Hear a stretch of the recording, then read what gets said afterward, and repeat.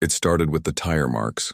Not a subtle scuff, but a deliberate gouge, a bold black statement across the pristine green of my front lawn. It was a Friday morning, the dew still heavy, catching the early sun like scattered diamonds.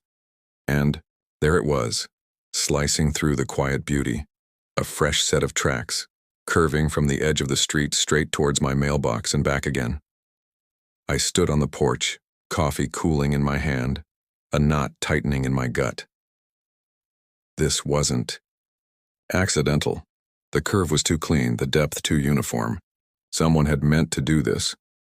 Before I could even process the initial shock, a sleek silver BMW SUV glided around the corner of the cul-de-sac. It didn't hesitate. It didn't slow down. With a practiced ease that made my blood run cold, it cut the corner, its tires carving an identical twin to the marks already there. Behind the wheel, blonde hair pulled back in a tight bun, sunglasses perched on her nose, was Karen. 2 houses down. The self-appointed queen of the cul-de-sac. She didn't look at me. Her gaze was fixed straight ahead, a faint, almost imperceptible smirk playing on her lips. As her tires completed their arc across my property, she gave a little flick of her wrist, a dismissive wave as if to say, "Deal with it." Then she was gone, leaving the smell of exhaust and the fresh wounds on my lawn. I walked down the steps, the damp grass cool beneath my bare feet. I traced the lines with my finger, felt the torn roots, the displaced soil. It wasn't just vandalism, it felt personal, a challenge. That afternoon I planted a small bright red flag right in the center of the tire marks. It was a simple marker, a silent declaration. You crossed a line. I saw you. The next morning the flag was gone. And in its place, another set of tire tracks, deeper this time. And beside them, a single perfect rose, its stem snapped, lying on the torn earth like a morbid offering. That's when I knew this wasn't about a shortcut. This was a message. And Karen had just declared war. I didn't call the police, not yet. I didn't call the HOA, not yet. Because I had a feeling this wasn't a problem you solved with paperwork and official channels. This was a problem you solved with something else entirely, something quiet, something strategic. I went to the hardware store and bought a spool of nearly invisible fishing line and a handful of small motion-activated air horns, not loud enough to be a noise complaint, but certainly loud enough to startle. That night, under the cover of darkness, I strung the fishing line taut across the path of the tire marks, just inches off the ground. I tied the air horns to the mailbox, post in a nearby shrub aimed directly at the spot where her tires would cross. It was a simple trap. A childish trick, maybe. But I wasn't aiming for damage. I was aiming for a reaction. I wanted to see her flinch. I wanted to see the smugness crack. The next morning, I was up before dawn, coffee in hand, watching from my living room window. The silver BMW appeared, headlights cutting through the pre-dawn gloom. Karen was behind the wheel, sunglasses already in place. She turned the corner, the familiar curve of her maneuver bringing her towards my lawn. Just as her front tires touched, the grass the fishing line snagged. Beep! Beep! 2 air horns blared simultaneously. The BMW swerved violently. Karen slammed on the brakes, the tires screeching on the pavement as she fought for control. The car fishtailed, narrowly missing a parked car across the street. She sat there, for a moment engine idling, the sound of the air horns echoing in the sudden silence. Then slowly, she backed up, her eyes darting towards my house. For the first time I saw it. Not smugness, not indifference, just pure, unadulterated rage. And that's when I knew. This wasn't just about grass anymore. This was about control. And Karen had just lost a little bit of hers. The game had changed. And I had just made the first move. Her face, framed in the glow of the dashboard, twisted into something ugly. She didn't get out. Didn't even roll down the window. Just sat there, the engine rumbling, the air horns silenced, but the memory of their shriek hanging in the air. Then, with a sudden jolt, she reversed, tires spinning for a second on the wet pavement before she straightened out and sped away, taking the long way around the cul-de-sac for the first time in days. I watched her go, a slow smile spreading across my face. A small victory, but a victory nonetheless. I walked out to the lawn, gathered the air horns, and carefully removed the fishing line. As I coiled the thin thread, my foot brushed against something hard buried in the grass. I knelt down and dug, with my fingers. It was a small, smooth stone. Not a natural stone, shaped, almost like a marker, and etched into its surface, a single, crude symbol, a circle with a line through it. I pocketed the stone, the smooth surface cool against my palm. It felt like a gauntlet thrown, a different kind of message, not just about the lawn anymore, about something deeper, something belonging. That afternoon, a small, unmarked van parked across the street from my house. Two men in dark clothes sat inside, watching. They weren't police. They weren't utility workers. Their faces were blank, their posture too still. They stayed there for hours, just watching. The air in the cul-de-sac felt heavy. The usual cheerful chatter of kids playing and lawnmowers humming was replaced by an uneasy quiet. Neighbors who usually waved now glanced away quickly. That night, I got a text message from an unknown number. It was just one word. Stop. No name. No other message. Just the start command. I didn't stop. Instead, I went online and ordered a set of heavy-duty, low-profile speed bumps. The kind they use in parking lots designed to slow down vehicles without causing damage. The kind that would be almost invisible once settled into the grass. And I ordered a small high-resolution camera with a motion sensor, designed to look like a bird feeder. The next morning, the unmarked van was gone, but the air felt no lighter, and when I checked my mailbox, there was a small, folded piece of paper inside. Not a letter. A drawing. A crude stick figure being run over by a car, and beneath it, the same symbol from the stone. A circle with a line through it. This wasn't Karen's style. The air horns and the fishing line, that was her, petty, vain. This was something else. Someone else. Someone who didn't want me messing with their routine. Someone who was willing to escalate beyond scratched paint and torn sod. Who was this, and why were they protecting Karen's shortcut? That night, I installed the camera. Placed it strategically to capture the corner of the lawn, the street, and anything that came near my mailbox. I buried the speed bumps along the curve of the tire marks, disguising them with a thin layer of topsoil. I felt a chill that had nothing to do with the evening air. This wasn't just a neighborhood dispute anymore.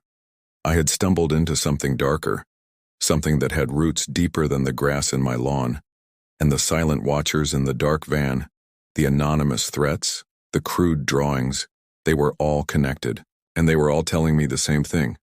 I was in over my head, but the tire marks were still there, a constant reminder of the violation, and I wasn't the type to back down, not when someone was trying to scare me into submission.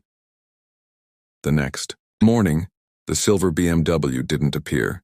Instead, a different car, a beat-up sedan, pulled up slowly to the corner. A man with a hard face and eyes that didn't smile got out. He walked onto my lawn, right to the spot where the tire marks ended. He stood there for a long moment looking at the ground, then at my house. He didn't touch anything, didn't leave anything, just stood there, a silent, menacing presence. Then he got back in his car and drove away. The camera footage from that morning was unsettling. The man's face was clear, but his movements were deliberate, almost calculated. And as he stood on my lawn, he reached into his pocket and pulled something out. It was the small stone, the one with the circle and the line. He held it for a moment, then tossed it back into the grass. He wasn't just protecting Karen. He was protecting the route, the shortcut. And that shortcut, I was beginning to suspect, was more than just a way to avoid reversing in a tight driveway. It was a path for something else entirely, something that moved in the shadows, something that didn't like being interrupted. And I had just put myself squarely in its path. He tossed the stone, a casual flick of the wrist, and it landed with a soft thud in the grass.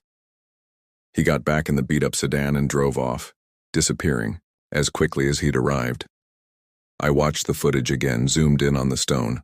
The symbol was clear, and a cold dread settled in my stomach. This wasn't just a local tough. This was a message from a different kind of world. A world where symbols meant territory, and interruptions had consequences beyond HOA fines. That night, the air horns remained silent. No BMW, no beat-up sedan. Just the unsettling quiet of a neighborhood holding its breath. I checked the camera, feed constantly, the green-tinged night vision revealing nothing but empty streets and swaying branches. Just before dawn, a car idled at the end of the cul-de-sac. Not Karen's BMW, not the beat-up sedan. A dark, nondescript vehicle. It sat there for a long time, engine a low hum in the stillness. Then slowly, it pulled forward, turning onto my street. It didn't cut the corner. It didn't drive on my lawn. It drove straight past my house, slowly, deliberately, and as it passed, a single object was thrown from the passenger window. It landed with a soft thump on my porch. The car didn't stop. It just kept driving, disappearing into the pre-dawn light. My heart hammered against my ribs. I waited a moment, then carefully opened the front door. On the porch, nestled amongst the welcome mat, was a small, clear plastic bag. Inside, resting on a bed of crumpled paper, was the stone, the one with the circle and the line. But it wasn't alone. Beside it, glinting under the porch light, was a single spent shell casing. My breath hitched. A clear, undeniable threat. They weren't just watching. They were telling me they could reach me. Right here, on my own porch, I backed inside, the bag clutched in my trembling hand. The stone felt heavier now, the symbol no longer a crude drawing, but a brand. I didn't sleep. I sat by the window, watching, waiting. The sun rose, painting the cul-de-sac in false cheer. The mailman came, the kids waited for the school bus. Life went on, oblivious to the silent war being waged on my front porch. Then, a police car pulled up, not the cruiser from before. This one was marked, lights flashing softly. 2 officers got out, their faces grim. They didn't come to my door. They walked straight to Karen's house. My stomach dropped. What had happened? Minutes later, they emerged, escorting a shaken-looking Karen. No sunglasses, no tight bun. Her hair was messy, her face pale. She wasn't smirking. She wasn't raging. She looked terrified. As they led her to the patrol car, she glanced across the street, her eyes meeting mine for a fleeting second. There was no challenge, no contempt, just a flicker of something I couldn't quite place. Fear, regret. Then she was gone. The police stayed at her house for hours. Forensics arrived. Yellow tape went up. The cul-de-sac, usually a picture of suburban tranquility, was a scene of official gravity. Later that day, the news broke. It wasn't about the lawn. It wasn't about the HOA. It was about the man from the beat-up sedan. Darren K. Moss, found dead in his rundown duplex. And evidence linked him not just to drug activity, but to a much larger, more dangerous operation. A network that used seemingly innocent suburban routes for illicit purposes. And Karen's connection, the shortcuts, the daily trips.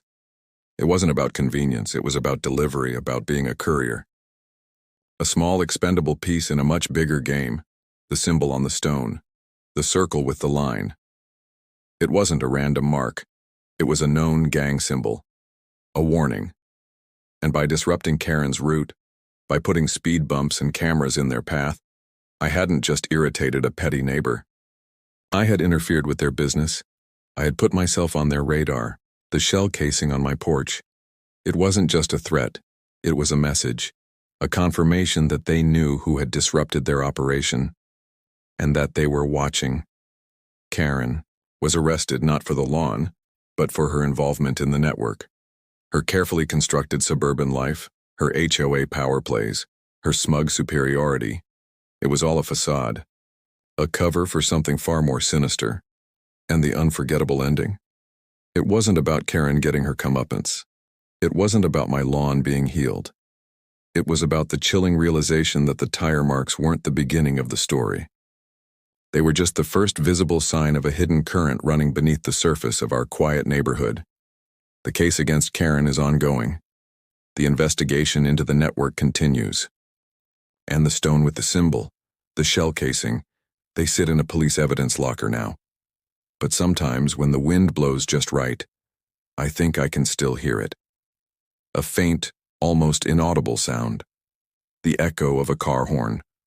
A reminder that, even in the most peaceful places, there are lines you shouldn't cross.